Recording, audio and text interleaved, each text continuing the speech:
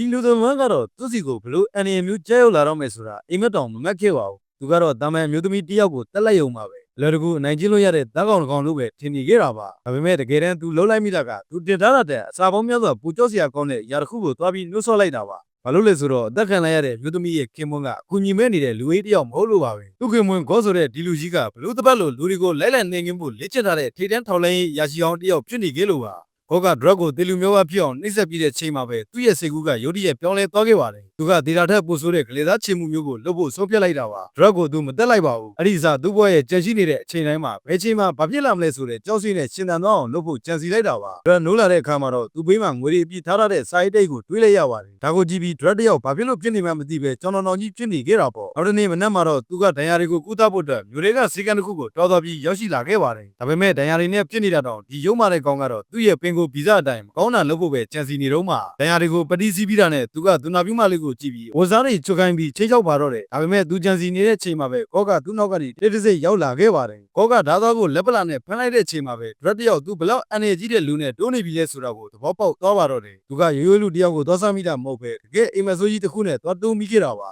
ကောကသူ့ကိုတစ်ချက်တည်းနဲ့လက်ချလိုက်ပြီးတဲ့နောက်မှာတော့စတီးသားတစ်ချောင်းနဲ့ဒရက်ရဲ့ခြေပနောင်ကျိုးကိုအရှင်လဲလဲဖက်ပစ်လိုက်ပါတော့တယ်ဒရက်ရဲ့အော်တန်ကတော့တကယ်ကိုနားမခံသာအောင်ပါပဲကောကသူနာကိုကပ်ပြီးတော့ဒါအစာပဲရှိသေးတယ်ဆိုတာကိုသတိပေးလိုက်ပါတယ်ပြီးတော့သူ့ကိုမသေးုံနမဲပြန်ကုသပေးခဲ့ပြီးလူသူမရှိတဲ့တောထဲမှာပြစ်ထားခဲ့ပါတယ်သူ့ကိုတပ်ပြဖို့တဲ့ကြောက်စိတ်တွေနဲ့တစ်သက်လုံးနေသွားရအောင်တောက်လျှောက်လိုက်လံမဲလိုက်ဖို့ကကောရဲ့ရည်ရွယ်ချက်ဖြစ်နေလို့ပါပဲလူထက်တန်ရိုတွေနဲ့ဒုက္ခရောက်နေတဲ့ဒရက်ကကူညီရဖို့အတွက်တငယ်ချင်းအိမ်ကိုသွားပြီးရောက်သွားခဲ့ပါတယ်ဒါပေမဲ့သူသွားရတဲ့တငယ်ချင်းကလည်းသူ့လိုပဲစိတ်တက်မှန်မှန်နဲ့လူတယောက်ဖြစ်နေတာကိုသူမသိခဲ့ပါဘူးကွာခြားချက်ကတော့ဒရက်ကပျော်ရွှင်မှုအတွက်လူသက်တာဖြစ်ပြီးဒီလူဝါကြီးကတော့စားဖို့အတွက်လူသက်တာပါသူတငယ်ချင်းရောက်လာတော့ကိုကွန်ပျူတာအနေနဲ့ဒီလူဝါကြီးကသူဖန်ဆီးထားတဲ့သားကောင်တစ်ကောင်ကိုတက်ပြဖို့လုပ်တဲ့ချိန်မှာပဲကောကထပ်ပြီးပေါ်လာခဲ့ပြန်ပါတယ်သူတို့နှစ်ယောက်တိုက်ခိုက်ကြတာကတော့တိတ်မကြလိုက်ပါဘူးကောကဒီလူဝါကြီးရဲ့လက်ကောက်ဝတ်ကိုဖမ်းချုပ်လိုက်ပြီးဝဲဦးလည်းနဲ့ဇပွဲပေါ်မှာရိုက်နှက်ပြီးတွက်ကထားလိုက်ပါတယ်ဒီရုံးရင်းဆန်ကအတန်ဒီကြောင့်ဒရက်ကနိုးလာပြီးတနက်တက်လက်နဲ့ချောင်းကြည့်လိုက်တဲ့အချိန်မှာတော့ကောကလက်ကိုပြုတ်ဖို့ပြင်ဆင်နေတာကိုတွေးလိုက်ရတာဒရက်တယောက်ကြောက်လန့်တကြားနဲ့မြင်သက်သွားခဲ့ရပါတယ်သူသိချင်နေတဲ့မိကွန်းတစ်ခုကတော့ကောကသူ့နောက်ကိုဒီထိအောင်ဘယ်လိုများလိုက်လာနိုင်လဲဆိုတာပါပဲ